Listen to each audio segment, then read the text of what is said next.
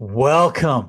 We bid you welcome, John Clauser, Johnny Metal, the Metal Dad, coming to you from my music corner of the world, from the Music Nut program, my co-captain on these Wednesday night journeys. This one being the Up to the Limit number 9. John the Music Nut, how you doing, my friend? I'm doing well, my friend. Welcome, Trevor. Yes, and What is from going on, guys? from the Crash Course Metal Show, Mr. Trevor, how you doing, my friend? Good, good. I'm looking Welcome, forward. welcome aboard. Yes, I'm looking forward to this, talking to the Johns. This is awesome. So, because I've been following your guys' well, John's channel anyway, with like these up to the limits and stuff like that. And it's just Excellent. and the Judas Priest ones and stuff like that. So definitely, even though we had some disagreements on Eat the Heat, it's all good. It's all good. Because like you had Steve on, and I talked me and Steve did a couple shows as well, and I was like, he's a good guy to have on for Eat the Heat. So Oh definitely. yeah.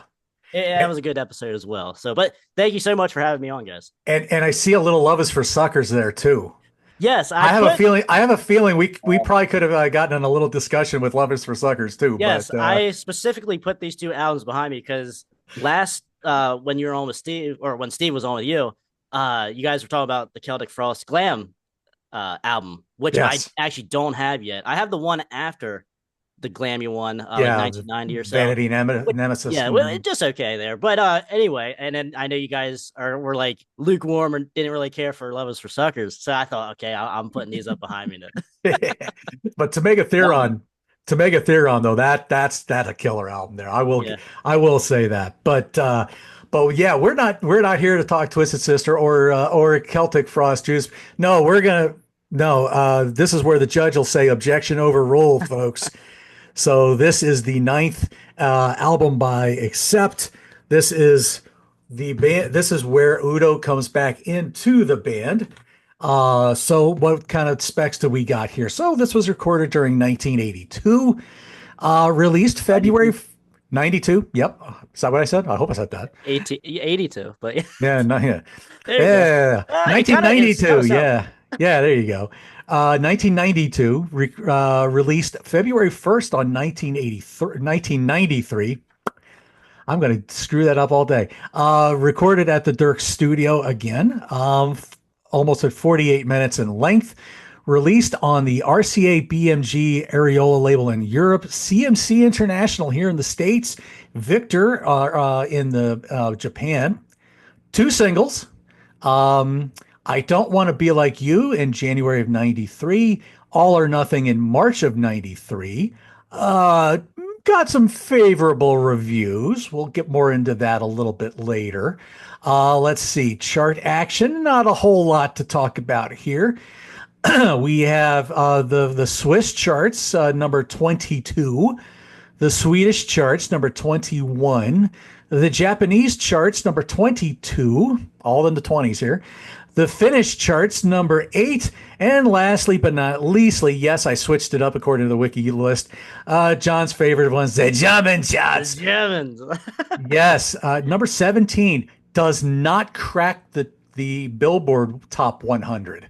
Not one bit. So, or even on the UK charts.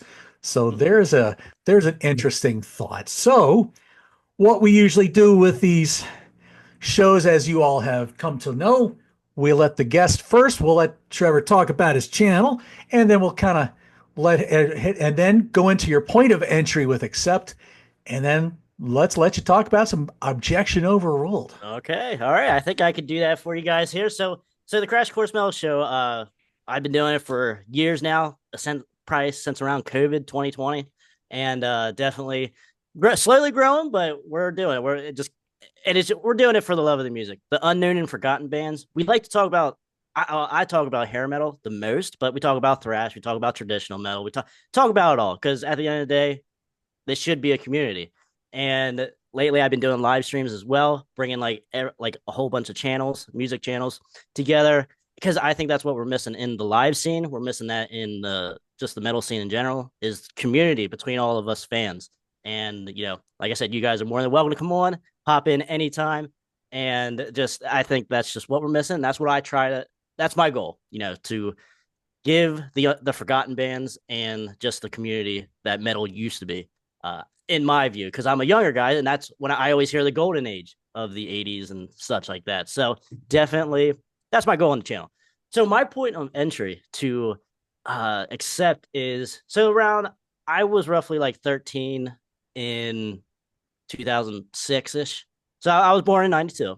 And definitely, I, the only song that was ever played basically in any kind of mainstream or like VH1 classic is Balls to the Wall. So that's going to be my introduction, which that's a great riff.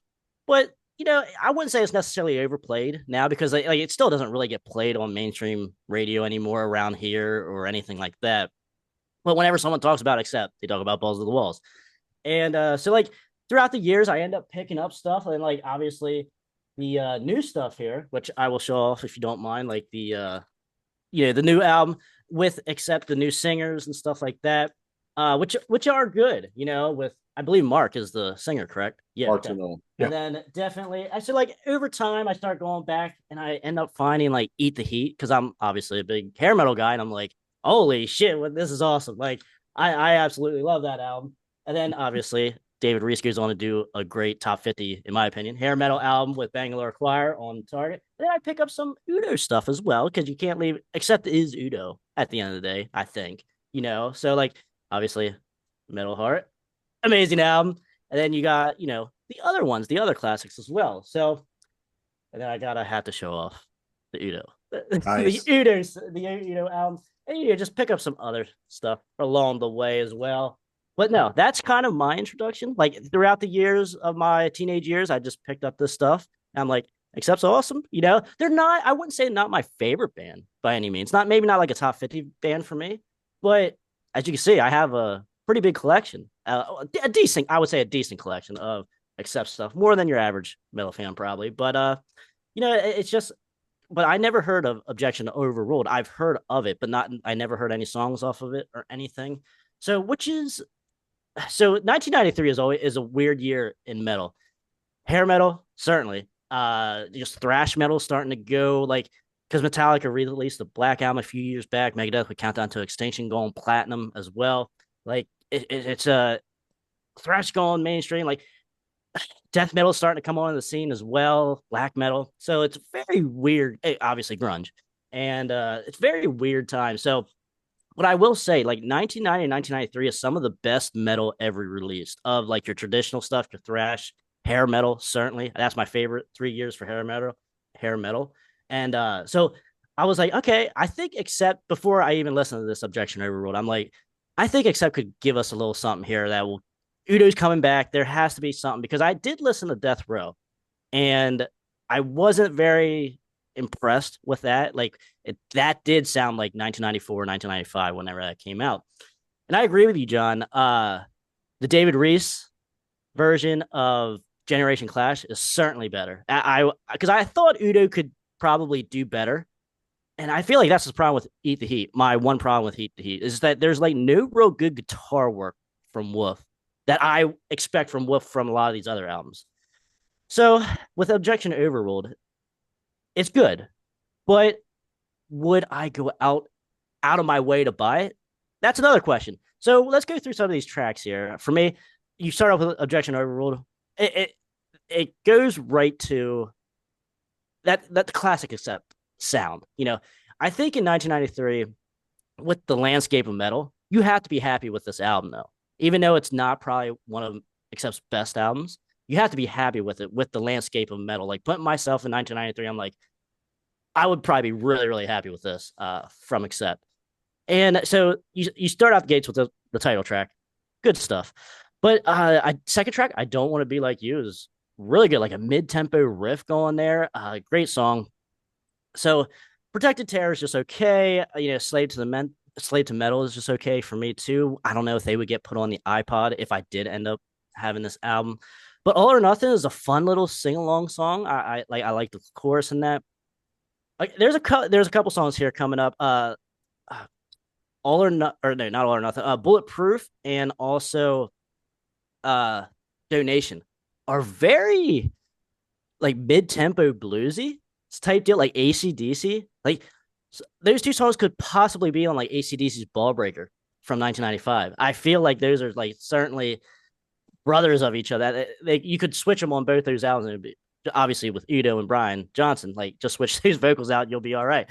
But definitely, and if anyone like with donation or donation, if anyone's familiar with like the last like 15, 20 years of like modern Crocus albums, it totally sounds like a song off of one of those albums as well, which I think except like certainly this version of Accept, I think they should have played into that a little bit more. Now I do really like the bluesy feel of hair metal or just like bands in general of metal. I like when they bring bluesiness, mid tempo, great riffs. Like the riffs just get stretched out a little bit more, and you feel the riffs a little bit more. And I think Wolf is more than capable of doing that, and he shows it here on these songs. I just think they're just fun songs.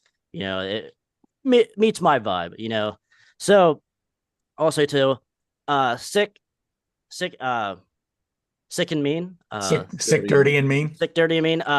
Definitely a good fast paced song. Kind of heavy there as well. Same thing with this one's for you. Very fast and heavy song there. Reminds me of like an early Accept album from like 10 years earlier. And then I think this was a bonus track, but I added in here anyway. Rich and Famous. It's just a tongue in cheek song. Nothing great, but it's just a fun tongue in cheek song. So take that for what you will.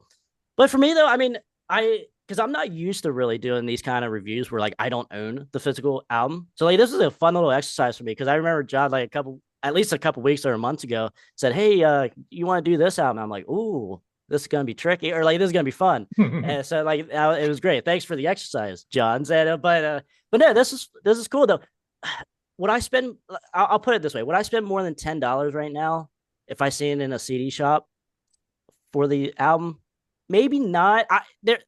Maybe it depends what else the shop had, I guess, or what else is in my hand. Yeah. But I don't. But I know people do like this album. Like I have seen reviews and comments and stuff like that. People do like this album, and I see why. Because it is, especially if you don't like Eat the Heat, if you didn't like that direction, then this is definitely a back to classic, more so sounding. Because it doesn't necessarily sound like 1993 either. I would say so. That kind of leads my point. That's a point I always drive home in metal, hair metal, traditional metal and stuff. 1993 was not a bad year. There was just no promotion in metal. It was all grunge and just weird stuff. So yeah, that I think. But not after 1993, then it is very hard to find stuff. But definitely, I think 1993 is like the last really good year for just metal in general, and then kind of falls off a cliff. But that's kind of my view on Objection Overruled. I think I pretty much said everything I want. But like I said, those two bluesy songs, yeah, it definitely brings up the vibe or like the vibe of the album, like kind of like a somewhat party song. Like you could put it on a party atmosphere, and you're kind of like, okay, Udo's making this work. Yeah, it sounds good. So that's my piece on Objection Overruled. Out of 10, what would you put it out of 10? Okay, so I did out of 5, but I would just double the score, obviously. So I would probably say 6.5, 7.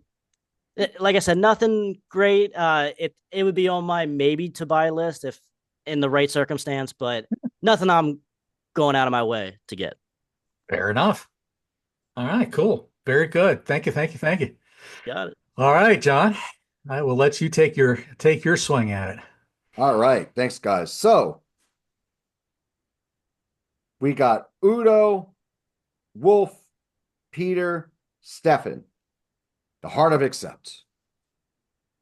When you listen to this album, it sounds like they're happy to be playing together again, happy to be playing the music that they love. If you read the liner notes in here, they talk about what they're going through with Eat the Heat and how quickly they realized that it wasn't a good fit for them. Right. Now, Trevor, you came up with a very strong point here, and I'm going to go into that when I hit those songs. Here they're trying to get back to their old sound, but they're also being contemporary to what metal was at the time. Okay. Mm-hmm. So the title track, we're going into our pre-thrash accepts. That ferocious opener. Udo's back in his glory. Wolf's guitars are roaring. You got two great bridges. You have when you got this wicked guitar solo in between the bridges. You got the Teutonic backing vocals on full display as never before. Mm-hmm. Fantastic opener. This is riveting. This just grabs you and just kicks your ass. It is excellent. I don't want to be like you. Now, a couple weeks ago, we were talking about Russian roulette.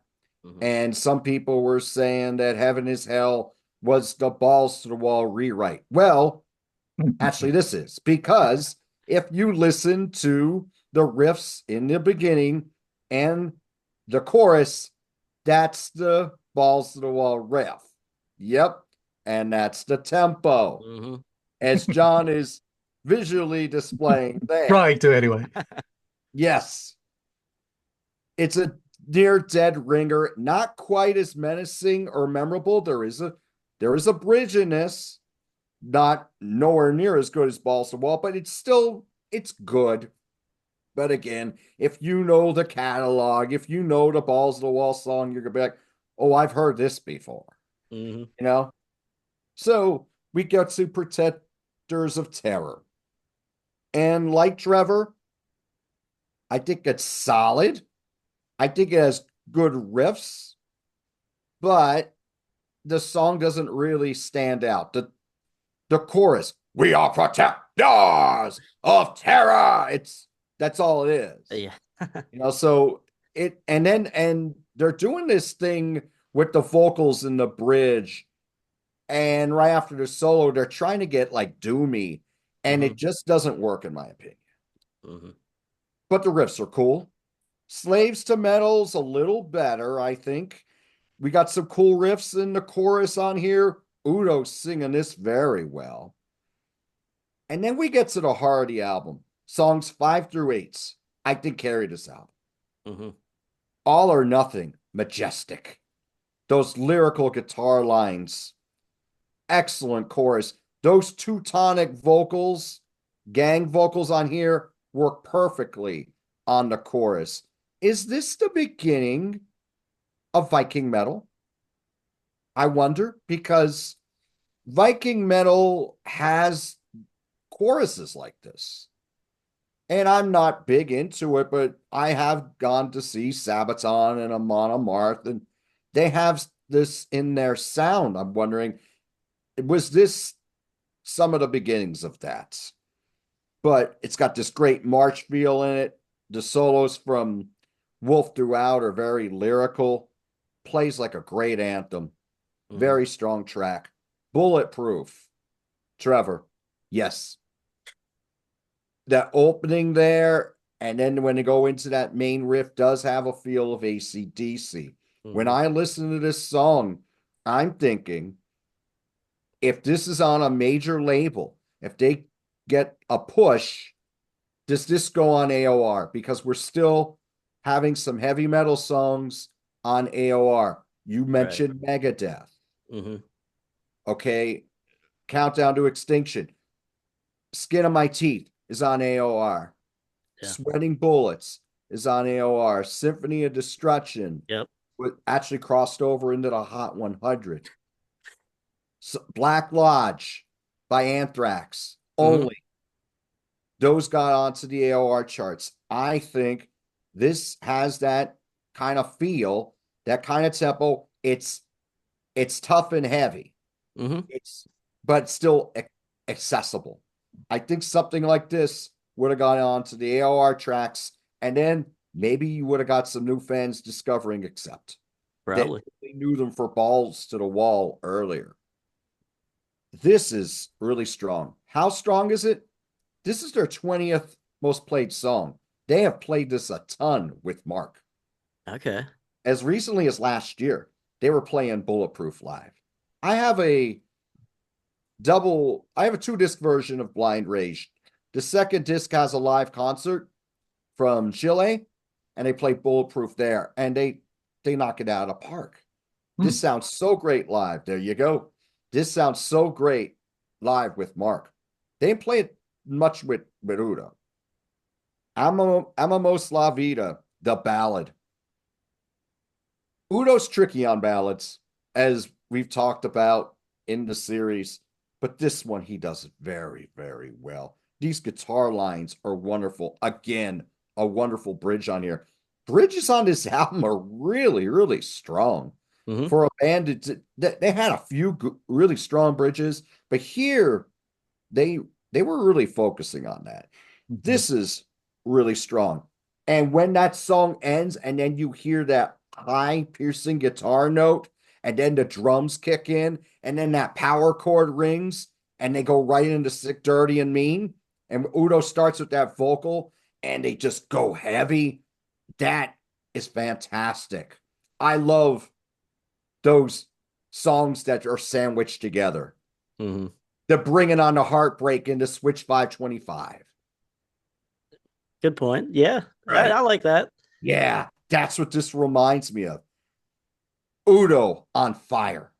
Udo is laughing and that's and he is menacing as hell on this. He is singing the heck out of this. Stefan with those great double bass drums, as our friend Peter talked about when we were discussing Restless and Wild. Stefan is a master of the double bass drumming, but Hmm. it's when you put them in the song because you don't want to put it through the whole song because then you're going to bludgeon the listener. Right. Here, you're putting it in at the right times. Excellent use there. The chords in this are menacing. Band is just on fire on this one. If you were skeptical if they would get their mojo back when they were getting back together with Udo after 7 years apart, this is the song you'll be like, oh yeah, they're back. Donation, yes. Starts out with that spoken vocal over the guitar, one guitar at the beginning, does have that AC/DC feel that you Hmm. heard on Ball Breaker from the same year. Hmm. This is decent. The next three songs I think are good, but not great. It's decent, as a good chorus on it, but it does sound like something that would have fit in on AOR. I just don't know if it's quite as strong. Hmm. Just by My Own, the emotional instrumental. Now, I was saying on Eat the Heat, there's some good guitar playing on here, but does that sound like Wolf Hoffman? Now we sound like Wolf, and he's letting you know he's still one of the best. His soloing on this is wonderful, lyrical, nice breakdown in the song as well. Great showcase for Wolf's guitar playing. The band provides the perfect accompaniments. This one's for you. It's the kick-ass relentless closer. Udo's vocals are killer on it. Again, we're going with that fast tempo. We got 3 songs here that are like really fast, a la Breaker and Fast as the Shark. They weren't going fast like this too much on the other albums. I mean, they did it with TV War. Right. Okay, but and they did it with Love or Fight It Back. But this is a nice closer, good way to end the album. Stefan's playing a very furious pace. Peter Baltus's bass you can hear very well on this album as well. Let's not forget that. I think the production, while you can hear the clarity between the instruments, it's missing something. It.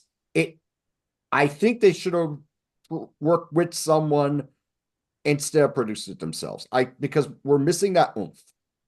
It, John, you're talking about where's the beef on Eat the Heat. Mhm. It just need a little more beef. It hurts my ranking just a little bit. I think this is a strong comeback album. Hmm. 7.5 out of 10. Okay. Okay. All right. Very good. All right. Well, so yeah, so here we go. We got the boys back together. I think Udo has said that they came in fresh. They didn't bring anything left over. So they're starting from scratch, which I think that's also a good thing. let's just start from scratch and see what takes us. Yeah, to me, Objection Overruled picks right up where Russian Roulette left off. Uh, it's how many movie series have we seen where there's like one really clunker of a movie and they just kind of skip Friday the 13th. Forget about, New Beginning was like a complete throwaway. Now let's just pick up where let part six kind of pick up with the Tommy character a little bit better. Type, that kind of thing. Nice. And that's basically what Accepts does here. I think they basically just skip over to Eat the Heat. They pick up right where Objection Overruled left off. Uh, man, one of the things I noticed too, not only is this just in your face, but you really hear Peter's bass really going good in this one. And it's, he's really following the riff and but it's up there. You're not there's no injustice for all here. If anything, Right. justice is being served in this song because you're really Respond. hearing him you're hearing his sound really well. I love the energetic riff. I love the solo. There's a lot of good soloing going off here. Lyrically, okay, is Justice really that blind? Well, and maybe apparently in this song that's kind of how they kind of look at it. But I think it's a very powerful opener. Our next song, Balls to the Wall. I don't want to be like you. Yeah, I mean, yeah, Balls to the Wall Part Two. I mean, you cannot help but think, what? Hmm. This is definitely I mean, it's not totally recycled, but there's enough of a feel of it that where it could easily be a Balls to the Wall Part Two. But Right. it's still a pretty cool track. I still kind of dig it. I like Wolf's solo in this again. I think Yeah. he had a really tasty solo in this song. Um, there's a lot more of those same kind of lyrical themes going against the norm. Yeah, I don't want to be like you. It's like, well, tell us how you really feel, Udo. Come on. Protectors of Terror. This is my. Did you feel like you were about to start a Transformers cartoon? We Yeah. are protectors of terror. I'm like, Transformers more than meets the eye. Yeah, I don't know. That's me. I'm like, this would have worked perfectly. Good. To me, Yeah, I that's can that's see what it that. that's what it sounded like to me. And then you get that deep German Hmm. gang vocal to do it. It really does kind of sound like that. But again, one of those songs that kind of is like, we're supposed to be looking at the ones who are protecting us, the ones who are supposed to be watching over us, kind of deal. Are they really? Mm, don't know, but you got that weird spoken part like you guys kind of already talked about. I think Wolf turned on his harmonizer to 11 for the solo on this one. That was a ridiculous sound there. I think kind of reminded me of what Dimebag was doing a little bit because Dimebag would do some of that weird harmonizer stuff, Right. Yeah. But anyway, but not I. When Dimebag would do it, it was like really he wouldn't do it quite so lyrically like what Wolf was doing here. I think his Hmm. was just like wild noise and tremolo stuff. But anyway, but I still thought cool track, just a lot of cornball stuff thrown in there. Hmm. Um, Slaves to Metal, hey, aren't we all? I don't know, that's just me. Hmm. I love the driving riff rocker, another boomer of a track. Lyrically, it's kind of talking that praise of metal kind of thing. That was so 80s. Yes. Yeah. You don't come the 90s, you don't really hear a lot of that kind of, you know, heavy metal praise kind of song type of thing. You don't get that kind of much, in my opinion. You didn't hear a lot of that in 93. I still thought it was a strong track. All or Nothing, to me, I almost liken this a little bit to United and Take Over the World. Yeah. It has that kind of anthemic feel to it. Sir, yeah, anthemic. That's a good keyword there, Yeah, term for it. very anthemic. I love everything about it. The marching sound of the double bass, Hmm. the lyrical guitars, um, just yeah, there's really not much more to say about it. Anthemic, and then you just get that choir of voices. I just thought it was a wonderful side closer. Um, Bulletproof. the longest song on the album, at a little over 5 minutes. I noticed this. Let's see. You got that bluesy, soft-spoken opening. I don't know, kind of an anti-drug type of song, I guess. Maybe even a little anti-suicide. I'm not really sure exactly which way to go with it. A good driving rhythm, riff with the melody. Um, yeah, good, a good strong song. I could have seen this on AOR radio. Mhm. Yeah, I could see that. Good track. Um, yeah, and then it follows off with Amamos la vida, or We Love Life. I love the idea of, you know, life is still a struggle, but you look at the sky and whether you're war and peace, it still looks the same. I love that. I love that imagery. It's a really nice imagery. It's a nice poignant ballad. I really enjoyed this song. It was just it had a good message to it. Only to go into sick, dirty, and mean. I mean, come on. You knew Germans were going to have to do something like that to disrupt the peace in the world, right? Only Accept could do something like that. Exactly. Exactly. This is definitely you listen to this guy, you don't sound like this is somebody you want to meet in a dark alley. Definitely one of those hired guns who's going to knock you down. But wow, it just starts kind of plods, but boy, it just kicks into hyperdrive, and I love it. Another great solo, kind of a wah-drenched solo. I think here again, I think Wolf must have visited Kirk Hammett's place and stole his wah-wah pedal. Yeah. Donation. Yeah, I love that AC/DC opening, a fun raucous rocker. The will is strong, but the flesh is weak. That's all you got to say about this song, folks. Again, not the kind of thing you typically would still be hearing on 90s metal bands. You're Right. not hearing these overt sex songs kind of things. If Yeah. they were, a lot of bands are starting to kind of get away with it, unless you're Jackal, maybe. That would have been the Right. only exception to the rule. But I think it's still a it's still a very a fun track. I wish I had the lyrics in front of me, but unfortunately, my copy does not have the lyrics. I had to look them all up Here's online. mine. Yeah, but I'm guessing um, this must have been after they recorded Donation. When you look at Stefan's picture in the Yeah. I don't know. Anyway, just on my own, I love this. This is the first instrumental by Accept, if my memory serves me correctly. Yes. I don't remember them doing one before. So yeah, very nice classical European kind of feel Mhm. here. Little Middle Eastern touches. You get the nice acoustic spot in the middle of it. Very nice kind of palate cleanser. Mhm. Only for them to come back at you with this one's for you. Yeah. Which lyrically, the only thing I can think of, this must be the nicer version of Son of a Bitch. Maybe. Yeah. When you Yeah. think about it lyrically, there at least he's not coming at you completely with the F bombs and stuff like that. Right. But if you're a fan of the band, thank you. This one's for you. If you don't like us, well, this one's for you. You can stick it up where the sun don't shine. I don't know. I thought it was a heavy duty closer to end this album. Man, I had this album back in the day when it Mhm. came out. Could I tell you memories from listening to it? No. I really don't remember I don't remember listening to it that much. Just kind of probably fell in my stack and then eventually off it went.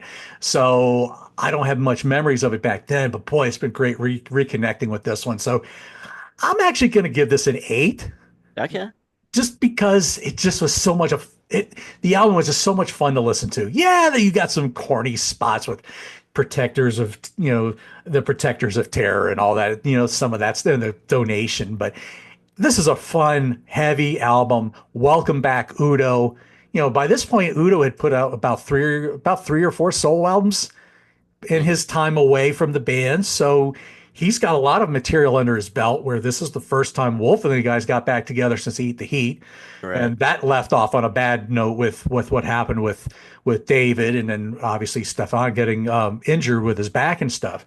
So there you go, folks. No, I thought this was a fun album. So I don't hate that rating because like I understand like if certainly if you're a big Udo fan, like Hmm. this is where you want Accept to be in 1993.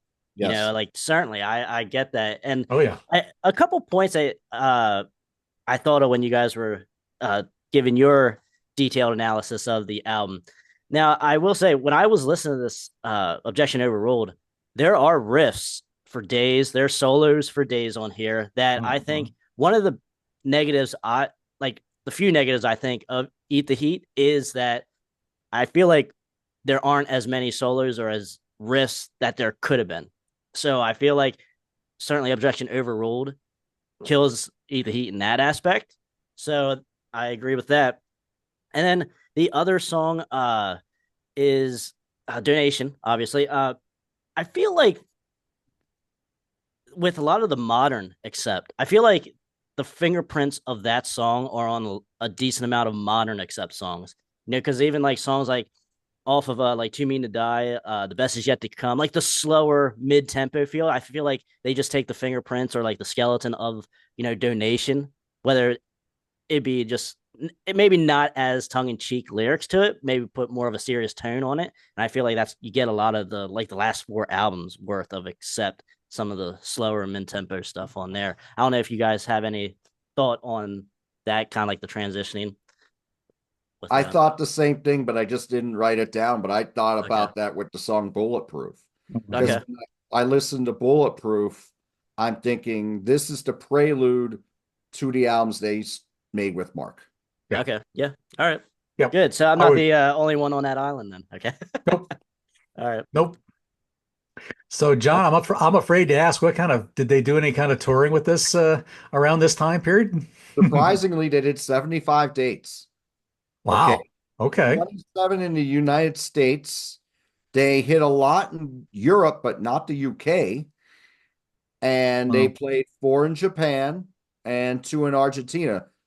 Couple things I want to mention. They toured as a quartet. Hmm. Okay. So Yeah. Wolf's doing all the guitars, just like he did on the album. And I'll tell you what, I wish I was really big into Accept at this point.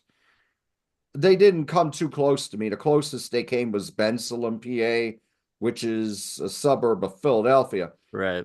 But they were playing long set lists. I Hmm. think it was like they did have an opener, which I'll talk about, but a lot of the shows in Europe, they're playing 22, 23 songs. Hmm. Wow. I mean, I'd be in seven heaven if I heard that now. All right. So from the album, they played Objection Overruled, Slaves to Metal, Bulletproof, and then later on, they would drop Bulletproof and they'd play Don't Wanna, oh, I'm sorry, they would drop the title track and they would play Don't Wanna Be Like You and This One's for You. They played Sick, Dirty, and Mean one time. They played Bulletproof extensively with Mark, and they've only played Amoras La Vida with Mark. They never played it with Udo. Also, worth mentioning, they played Ecstasy from Eat the Heat on this tour. Okay. They brought back Winter Dreams from Balls to the Wall, and they played Animal House from UDO. Oh, Interesting. Yeah, We, that's cool. yeah, you look at the set list; it's pretty sweet and still heavy on Metal Heart. They still did Yeah, four yeah. or five songs for Metal Heart. wow. So yeah, I'm kind of I was wondering if they did go back to go back to Europe because Eat the Heat they obviously if I remember correctly you said that they didn't go to They Europe, which I focus thought on the was states. very They only strange. play Like North America. why would you kind of like leave behind your bread and butter like to I mean obviously USA in 1989 was metal heaven, money wise, but Right. I mean you don't want I to leave behind a great fan base in Europe the I way think you I think Stefan's injury kind of helped in okay. in killing that. And I just think within the band, I think there was just a lot of turmoil. Right. Yeah. Yes. So, and they played all over Europe, which I will go into now. First gig, April 30, 1993, Halle Gartledge in Osnabrück, Germany. Pumpa Husef in Copenhagen, Denmark. Majorjet in Lund, Sweden. Rockefeller Music Hall, Oslo, Norway. Devastia in Helsinki, Finland. Dvorets Sporta Leszink in Moscow, Russia. Club Stodola in Warsaw, Poland. Park Kuturi Adisha in Bratislava, Slovakia. Rock House in Vienna, Australia. Electric Ballroom in Zurich, Switzerland. 2 nights there. This one's for you, Mangus. Club Zimba in Milan, Italy. Universidad Hall in Sofia, Belgium. 2 nights at the Radon Club in Athens, Greece. And Bruto in Zaragoza, Spain. Le Phoenix in Mulhouse, France. Sportdal in Iktegem, Belgium. 4 dates in Japan in September of 93, including Club Quattro in Nagoya, Japan. Club Sita in Kawasaki, Japan. They played a festival in Burbank, California, September 11, 1993, called Foundations Forum. It was a 3-day festival. Also on the bill in these 3 days, Crowbar, Monster Magnet, Scorpions, and Kiss. Scorpions and Kiss headline their specific nights. And a bunch of other bands I am not familiar with. They played at Stadium in Buenos Aires, Argentina. Then they go back to Germany. Philips Hall in Dusseldorf, Germany. PC 69. Bielefeld, Germany. Docks in Hamburg, Germany. Arts and Crafts in Nyon, Germany. The opening band was Skew Siskin. If anyone knows of Skew Siskin, please let us know in the comments. Yeah. Then they hit the States starting October 15. Opening band in the States, Lillian Axe, for their album Psycho Schizophrenia. Yeah. Wow. Yes. L'Amour's, Brooklyn, New York. Bayou, Washington, D.C. The Ritz, Roseville, Michigan. The Mirage, Minneapolis, Minnesota. Troubadour in West Hollywood, California. Sneakers in San Antonio, Texas. Dallas City Limits, Dallas, Texas. Hammer Jackson, Baltimore, Maryland. And the last dates, the legendary Ritz in New York, New York. So there you go. Wow. A country you mentioned early on, Russia. Yes. Boy, that's a country we haven't heard talked about on the in the tour programs that we've done here lately. Right. That's Boy, true. that's a new one. So you could tell where the world was at the time. Yeah. So that's pretty cool. Very, very cool. But yeah, I'm surprised I didn't know about the Hammerjacks because I would have been living in the Eastern Shore of Maryland at the time, which is about 2 hours or so away. But Okay. yeah, I've shared my Hammerjack story. It's a club. It's just that you just got to pay a cover fee for it, right? You don't have to buy tickets for a place like that. Yeah, right. That's not how that works. I didn't know. And 1993, no internet, so we had you had no idea of this kind of stuff. So as yeah. I mean, I would have went with you, John. I'm only like an hour away, but you would have had to carry me in because I was only. I was going to say you were about 1 year old, so it would have been that would have been a bit of a tough. Might have been a tough sell for you to get in there, but they would have had to stamp your hand a little bit, make sure you don't drink nothing. But anyway, they're rocking right out of the womb there, Trevor. That's right. Yep. That's right. But all right, what kind of stuff could we be plugging for you, brother? Man, just been got some interviews coming up from forgotten, unknown bands from the '80s and such, and like I had interviewed David Reese on the channel before, and awesome dude. He talked about his time in Accept. Great story on how he got into Accept and stuff. So definitely cool, and that might be a little reason why I give a little bit of extra love to eat the heat, But understandable, definitely. But I like David Reese's solo stuff though too, like good stuff. But yeah, been doing, like I said, been doing the live streams and such. That's the new thing I'm focusing on, trying to do one every week, at least twice a month. Definitely, and just because I feel like the live scene, certainly around here, is dying, especially like the last year or so, and just the metal scene in general seems like it is. I feel like we're all talking about it, but like it doesn't seem to be getting any bigger though. Or like where's like everyone at, especially with the live scene. So I just want that community from the golden era, like to have everyone come just talk metal, whether that be hair metal, thrash metal, traditional metal, anything. Well, I'm open to everything to talk about. And that's what we're here to do. Talk about, like I said earlier, the forgotten and unknown bands that people just are not aware of, because radio and MTV sure as hell ain't promoting good stuff anymore. So that is kind of my goal of the channel. So Right. definitely, but we do reviews, we do rankings as well. Have all kinds of guests on. So definitely, we try to party. We try to have a good time. So definitely, but I appreciate you guys. You guys do great work as well. I love your guys' detailed analysis of an album review. I don't think I could ever get to that point of doing like a detailed as much as you guys do, but I try, and definitely you guys do some great stuff too. I always looking forward to your guys' videos. Cool. Thank you, Thank you. brother. You got it. What Thank about you for you? having me on, man. Yeah, man. Thank you. John, what about you, brother? All right. Well, I continue. It's Thin Lizzy Thursday.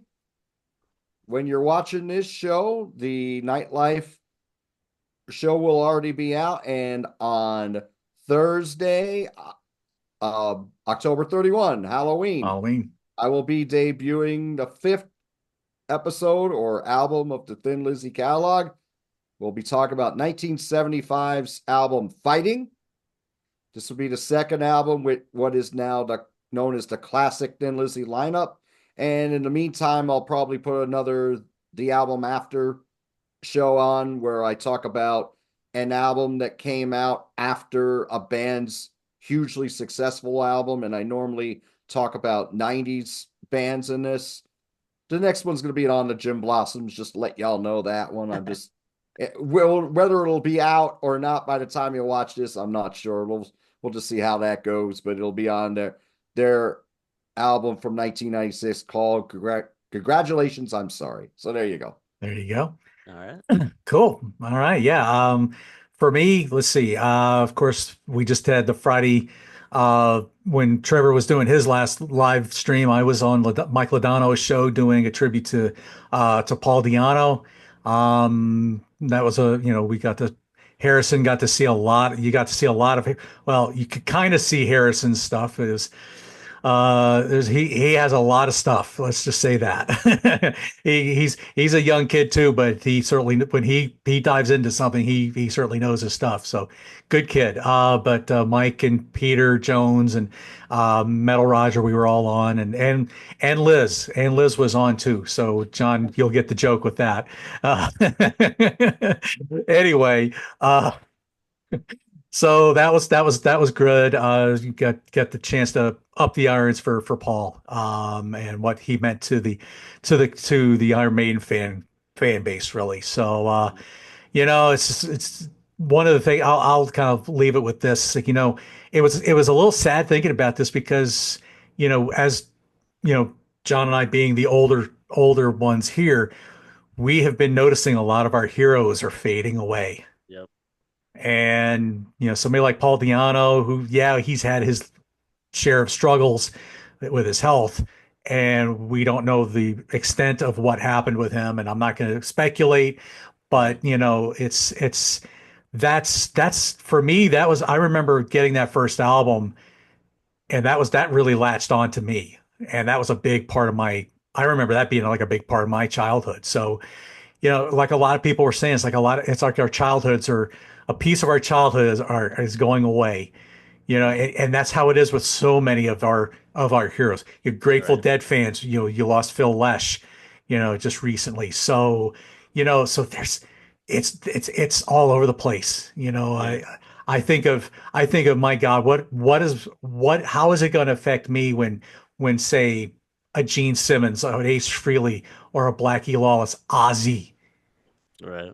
some of these guys, how is that going to affect me when those guys pass away? Because I think of how much they've been a part of my own life. So Yeah. anyway, but I can I touch on that real quick? yeah, yeah, yeah. Yeah, I agree with you, because like when I grew up, I was out of the womb listening to Cinderella, Brittany Fox, like Poison, like in the family car, and because like I agree with you, because even when I talk to my dad about this stuff, like he even says too, like, yeah, we're kind of dropping like flies here the last couple years and the next couple years and so forth. It's like it is sad, because like for me, it's like when Jeff LaBar from Cinderella passed, like that one was pretty hard for me, because like I was, like I said, I was in the womb listening to that stuff, and definitely. And we just recently had SS Priest from Demoz and Diamond Rex pass away, the Paul Diano, and Jack Russell from Great White. Yeah. And like it's hard happening a lot now. It's like it even makes me think like, God, this just sucks. Like, where is the younger generation? You know, like where's our heroes at? You know, me or younger. And it's just it sucks, but at least we do have the physical stuff that will always live on. Yep. That's what I like to end with. You know, like as far as like it will always be around just because of the physical. As long as we have the physical, and obviously maybe digital now, but like certainly physical stuff, it'll never be totally forgotten. So Couldn't have put it better myself. Absolutely. You definitely will not get an objection overruled on this one. No, no. But good deal. we do want you guys to talk about this in the comments. Please like, share, subscribe to not just my channel, but to Trevor's channel, the Crash Course Metal Show, and the Music Nut program, of course. Please be checking into all these guys' channels. But yeah, let us know what you think about this. Do all that like, share, subscribe stuff. Next week, I know we were just talking about our heroes fading away, but now we go to Death Row next week. So that'll be fun. So for Trevor from the Crash Course Metal Show, for my co-captain on this Wednesday night journey, John the Music Nut, John Clauser, Johnny Metal, the Metal Dad, coming to you from my music corner of the world, saying rock forever, y'all. We'll see you soon. Take care, everybody. Cheers.